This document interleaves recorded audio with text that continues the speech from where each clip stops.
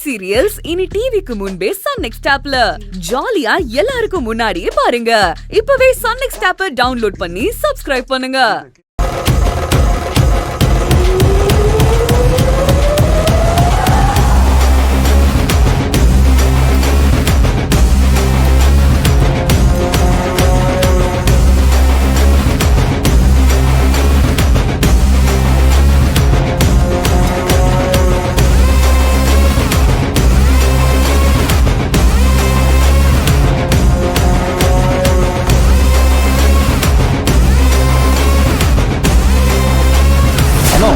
எல்லாமே நல்ல டேஸ்டா இருக்கு.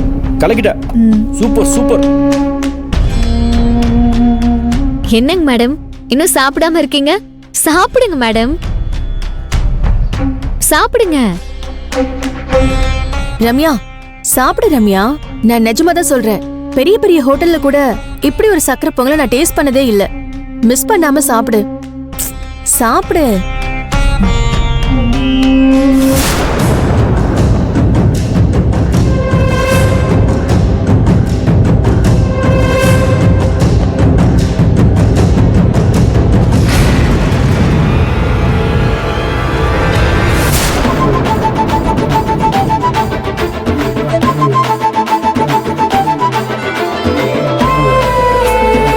ஆமா, நீ பொங்கல் எப்படி இருக்குன்னு சொல்லவே இல்லையே ரம்யா.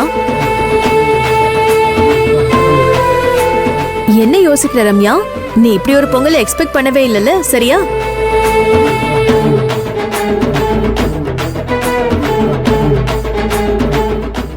ஆமாங்க மேடம், கமிஷனர் மேடம் இப்படி ஒரு பொங்கலை எதிர்பார்த்திருக்க மாட்டாங்க. அதான் என்ன சொல்றதுன்னு தெரியாம யோசிக்கிறாங்க. என்ன கமிஷனர் மேடம், கரெக்ட் தானே?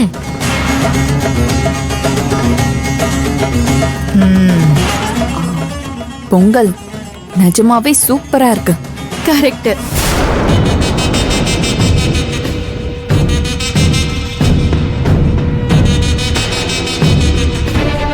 டேய் சரவணா, அந்த அண்ணன் நம்ம தங்கத்துக்கிட்ட ஏதோ வம்பளத்துக்கிட்டே இருக்கா போல இருக்குடா. ஆமா ஆமா, நானும் கவனிச்சுட்டு தான் இருக்கிறேன். என்னதான் நடக்குதுன்னு பாத்துக்கலாம் இரு.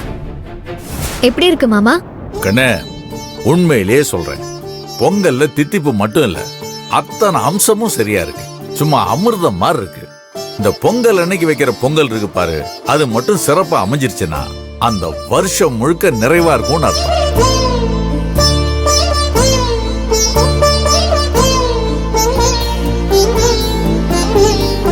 அதே மாதிரி இந்த வருஷம் எல்லாருக்குமே நிறைவா இருக்க போது பாருங்க. இன்னும் கொஞ்சம் பொங்கல் வேணா வைக்கட்டுமா மாமா?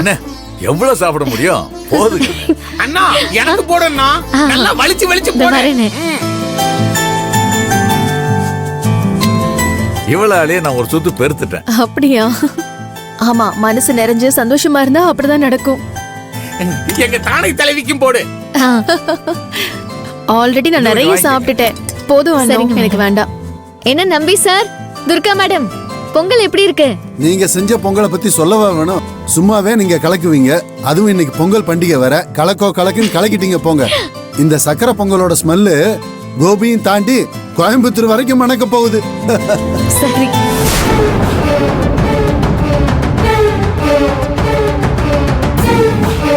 பொங்கல் உண்மையிலேயே சூப்பர். தேங்க்ஸ்.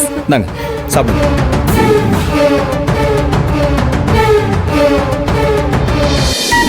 சாப்பாட்டோட ருசி அது சமைக்கிறவங்க கையிலயும் மனசுலயும் இருக்குன்னு சொல்லுவாங்க.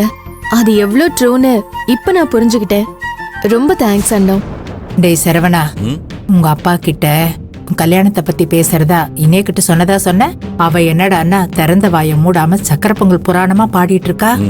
என்னடா இதெல்லாம்? சக்கரை பொங்கல் சாப்பிட்டு அந்த விஷயத்தையே மறந்துட்டாங்க போல இருக்கு. இருமா, ஞாபகப்படுத்துவோம். நீங்க இன்னும் கொஞ்சம் சக்கரை பொங்கல் சாப்பிட்டுருக்கலாம். எக்ஸ்கியூஸ் மீ, ஒரு நிமிஷம். இப்ப வந்துடுறேன். ஏதோ முக்கியமான போனா இருக்கும் போல இருக்குது. என்ன அண்ணா, உன்னதான் புகழ்றாங்களா? நல்லா பழகுறாங்களா?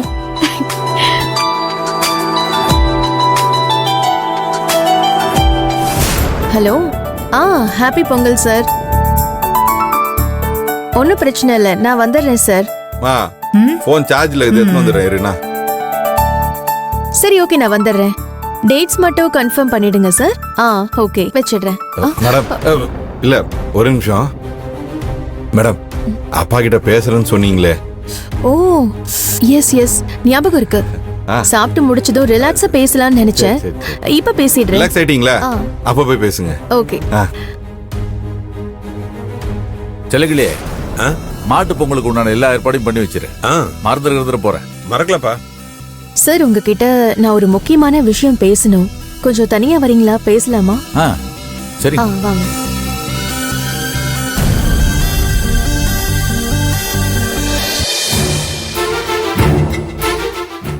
என்ன மேடம், இன்னமும் தனியா பேசணும்னு சொல்லி கூட்டு வந்தீங்க, எதுவுமே பேசாம அமைதியா இருக்கீங்க?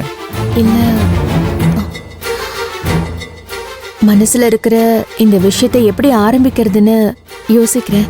என்ன மேடம், பரவாயில்ல, எதுவா இருந்தாலும் சொல்லுங்க. என்ன விஷயம்? சொல்லலாமா?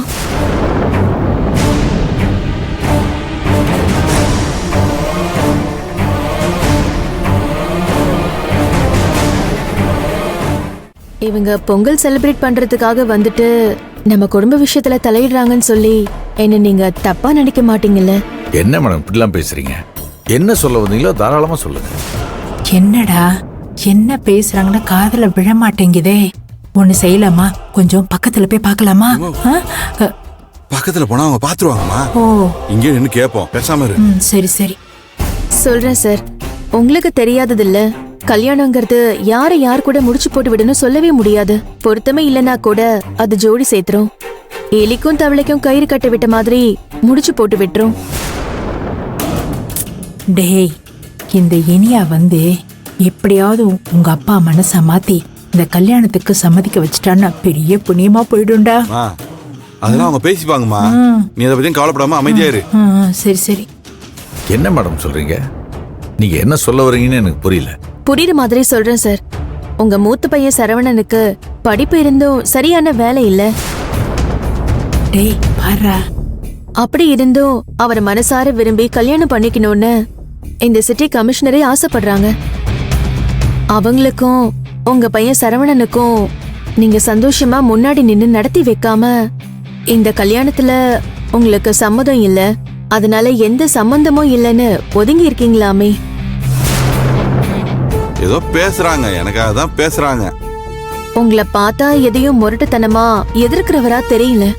நான் பார்த்த வரைக்கும் ரொம்ப பாசமானவராவும் பக்குவமானவரா தான் தெரியுறீங்க.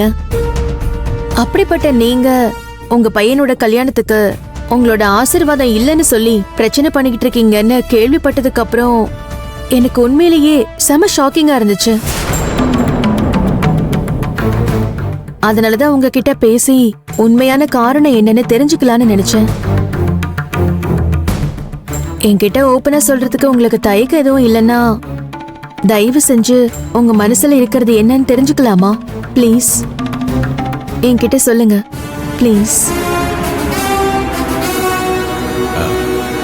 மேடம்